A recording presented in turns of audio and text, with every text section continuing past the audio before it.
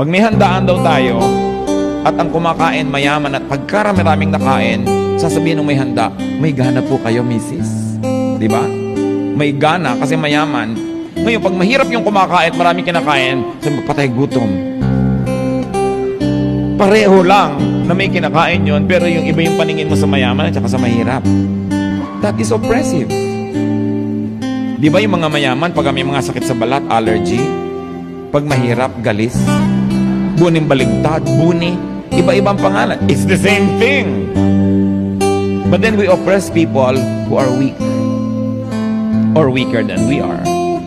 And that's what the Lord hates. The Bible hates oppression. So mas mahirap ang tao, mas mukhang walang ranggo, mas mukhang walang sinasabi sa buhay, mas irerespeto mo. Kasi mas manipis yun. Mas maramdamin. Mas nasasaktan. Ang puso ng Diyos ay para sa mga api at